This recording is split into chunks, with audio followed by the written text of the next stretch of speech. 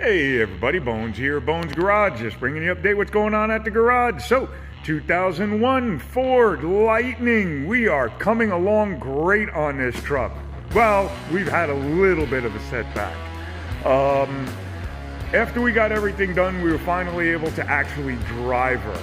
And I felt a little bit of a wobble in the back end. And if you look really closely, you can notice that the rear wheels are missing. So are the brakes and the axles. And the reason for that is the old axles had a bend in them. And what had happened was the big fat rear tires that we have for this thing, the owner had thought that he can just bring them to a shop and they would put them on and be able to work the wheel spacers and do the whole 9 yards. Well, the person who worked at the shop just took the big bad tires, stuck them on, put the lugs in, and didn't realize that the tires hit everything underneath the truck and ended up bending the old axles. And there they are. So when we took it out for a ride, we came back, we took the wheels off, we took the brakes off, we put the truck in gear, and as you put the truck in gear, you can actually watch the flange of the axle go. And that is what was causing the little bit of a wobble in the rear end. When you got up to a higher speed, you could feel it a little bit. It almost felt like a flat spot in a tire. But it wasn't really pronounced. But when you were at lower speeds, you can feel the truck wiggle back and forth a little bit. So I called him up, talked to him, told him what we're doing, told him what's going to happen. So we have the new axles. Yay, brand new axles. Great, right? Nope, not really. We need the spacers so those wheels will fit under that wheel well and not hit the inside of the truck frame.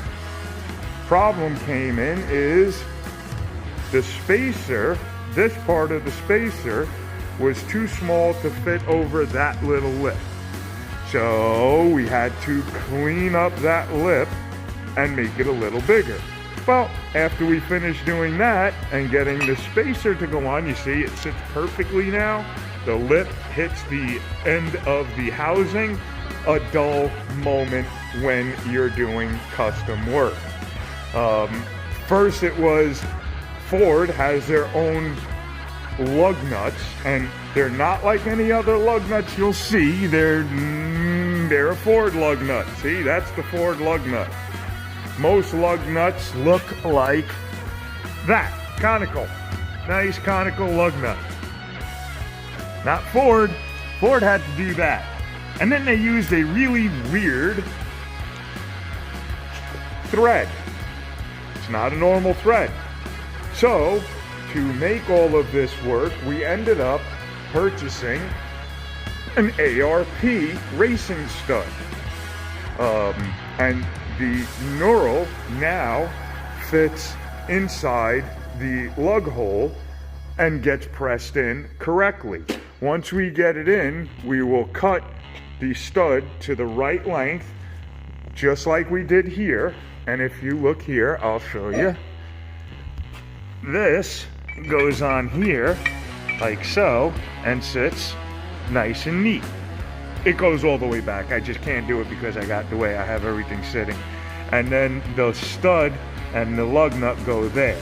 So everything works. We've already done these, and you can see I always weld my studs in place. Just give them a quick weld when you're reusing an axle.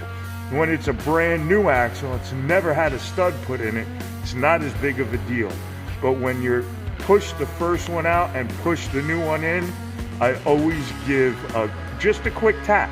It's all it needs. It holds it in place because you've already made the hole big. You have to make sure that stud stays in place.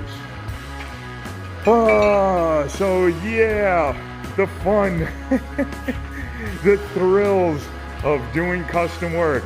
I guess if it was easy, everybody would do it, and that's why not everybody does what we do. So there you go, that's what's going on.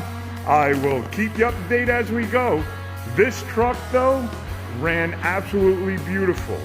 Next, we're going to be tuning this. There you go, guys. I will talk to you soon. Have fun. Okay, bye.